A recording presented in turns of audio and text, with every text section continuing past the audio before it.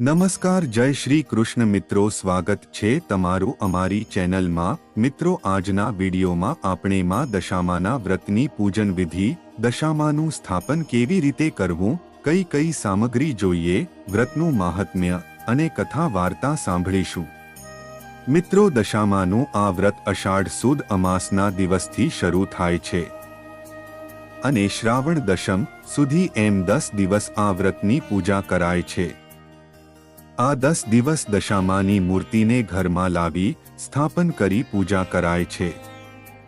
એવું કહેવાય છે કે આ 10 દિવસમાં દશામાની પૂજા કરવાથી માં દશામા ઘરની દશા વાળે છે। આ 10 દિવસ માં દશામા ઘરમાં રહીને જ્યારે જાય છે ત્યારે ઘરની અશુભતા પણ પોતાની સાથે લેતા જાય છે। ચાલો હવે આપણે દશામાનું વ્રત કરવા કઈ કઈ સામગ્રી જોઈએ તેના વિશે વાત કરીએ।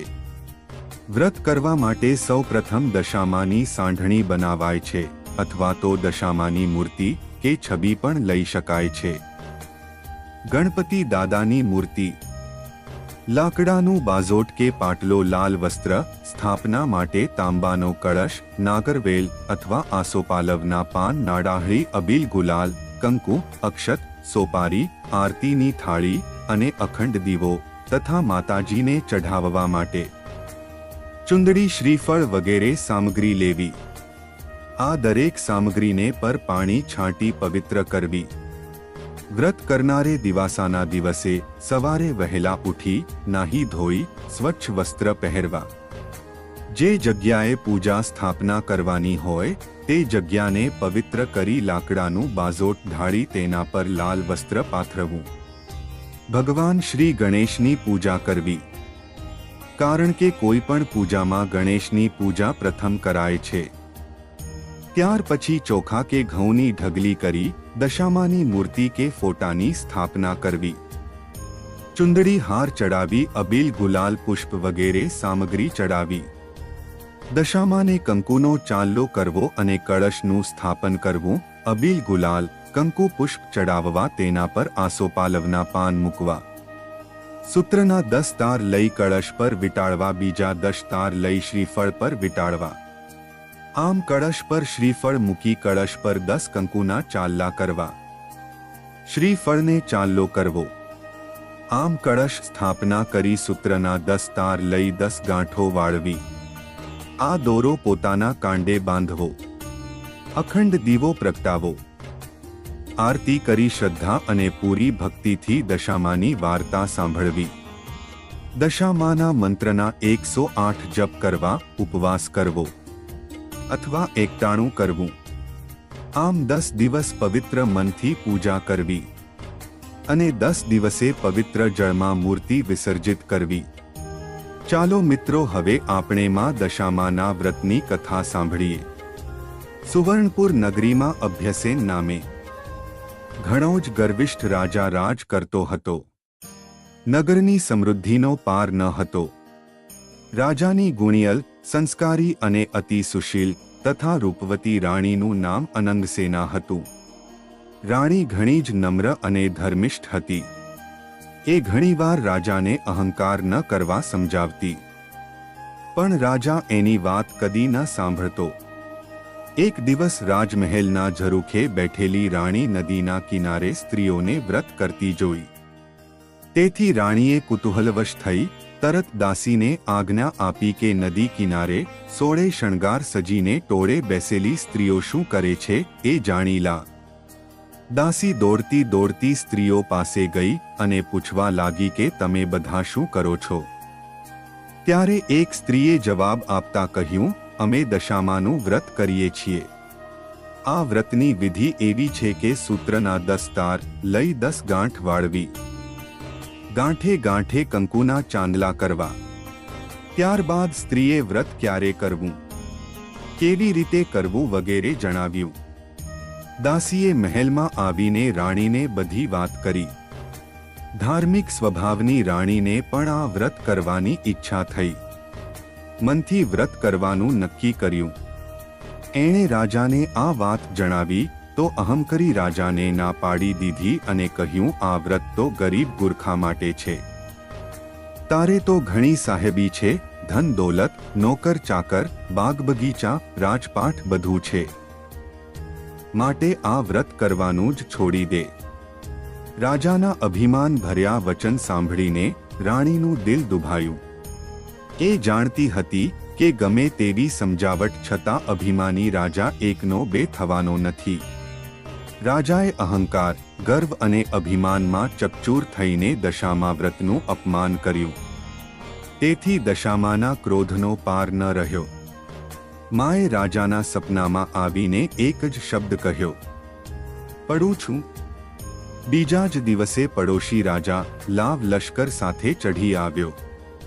આવા અણધાર્યા હુમલાથી રાજા અભયસિંહ ગભરાયો. જીવ બચાવવા માટે રાણી અને બંને કુંવરોને લઈને જંગલના રસ્તે ભાગ્યો. રાણી આનંદસેન મનમાં સમજે છે કે પોતાના પતિએ કરેલ દશામાના વ્રતના અપમાનથી આ દશા પ્રાપ્ત થઈ છે. ઘોર જંગલમાં રાજા રાણી ઉઘાડા પગે ચાલ્યા જાય છે. પગમાં કાંટા કાંકરા ભોંકાય છે. દુઃખ અને થાકનો પાર નથી. કુંવર તો તરસ્યા થયા છે. એટલામાં એક વાવ આવી. રાજા પાણી લેવા માટે વાવમાં ઉતર્યો તો દશામાએ અદૃશ્ય રહીને બંને કુંવરોને ખેંચી લીધા. કુંવરોને અદૃશ્ય થઈ ગયેલા જાણી રાણી વિલાપ કરવા લાગી. રાજા પણ મનમાં સમજી ગયો કે નક્કી આ દશામાનો કોપ છે. એ રાણીને આશ્વાસન આપતા સમજાવે છે કે જેણે આપ્યા એણે લઈ લીધા, હવે એ જ આપશે. રુદન કરતી રાણીને સમજાવતો રાજા આગળ ચાલ્યો.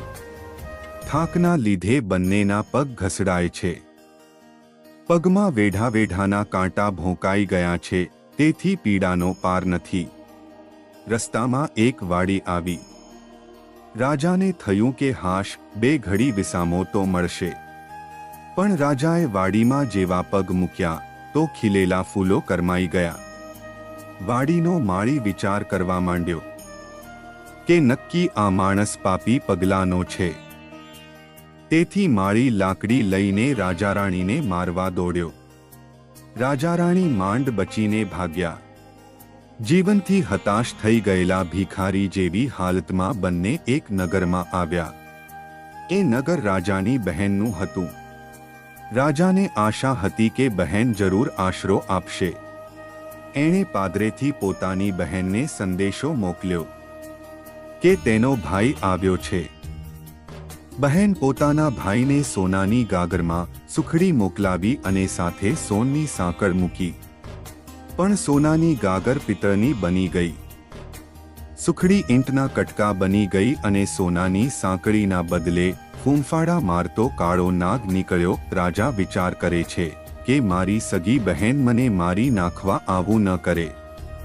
નક્કી આ દશામાના કોપને કારણે જ થયું છે. આવો વિચાર કરી રાજાએ ગાગર ત્યાં જ દાટી દીધી અને રાણીને લઈને આગળ ચાલી નીકળ્યો. ચાલતા ચાલતા એક નદી આવી. નદીના કાંઠે ચીભડાની વાડ છે. રાજા બે હાથ જોડીને વાડાના માલિકને કરગરવા લાગ્યો કે ભાઈ, 7 દિવસના ભૂખ્યા છીએ, દયા કરીને એક ચીભડું આ. ખેડૂતને દયા આવી અને એક ચીભડું આપ્યું. રાજાએ નક્કી કર્યું કે આગળ જઈને થોડો વિશ્રામ કર્યા પછી ચીભડું ખાવું અને ભૂખ સમાવવી. પૂર્વે બન્યું એવું કે એ ગામના રાજાનો કુંવર 2 દિવસ પહેલા રિસાઈને ભાગી ગયો હતો. સિપાહીઓ કુંવરની શોધમાં નીકળ્યા હતા. દશામાના કોપના કારણે રાજાના હાથમાં જે ચીભડું હતું એ કુંવરનું માથું બની ગયું. આ માથા પર નજર પડતા જ સિપાહીઓ એ દોડીને રાજાને પકડી લીધો. દોરડાથી બાંધીને લાતો મારતા નગરમાં લઈ ગયા. નગરના રાજાને બધી વાત કરી. રાજાએ પોતાના કુંવરની હત્યા કરવા બદલ અભયસેનને કાળકોટડીનો હુકમ આપી બંદીખાનામાં નાખી દીધો. રાજા વગર વાંકે કેદ થયો. તેથી રાણી આનંદસેના પર દુઃખનો પહાડ તૂટી પડ્યો. એ રોજ જંગલમાં જતી. લાકડાનો ભારો લઈ આવતી. એ વેચીને જે પૈસ મળે એમાંથી પેટનો ખાડો પૂરતી. આમ દિવસો પર દિવસો પસાર થવા લાગ્યા. અષાઢ મહિનો આવ્યો. અનંતસેનાએ અષાઢની અમાસે એટલે કે દિવાસના દિવસે દશામાનું વ્રત શરૂ કર્યું. દશામા વ્રતના 10 દિવસ નકોરડા ઉપવાસ કર્યા અને માની ભક્તિ કરી. રાણી અનંતસેનાની અપાર ભક્તિ જોઈ દશામાનો કોપ સમી ગયો. માએ રાણીને આશીર્વાદ આપતા કહ્યું કે કાલે તને તારો પતિ પાછો મળશે. એ જ રાત્રે દશામાએ નગરના રાજાને સ્વપ્નમાં જઈ આદેશ આપ્યો કે તે નિર્દોષ માણસને કેદમાં પૂર્યો છે. તારો કુંવર તો એના મોસાળમાં લીલાલહેર કરે છે, સવારે પાછો આવી જશે. સવાર પડતા જ દશામાની કૃપાથી કુંવર પાછો આવી ગયો.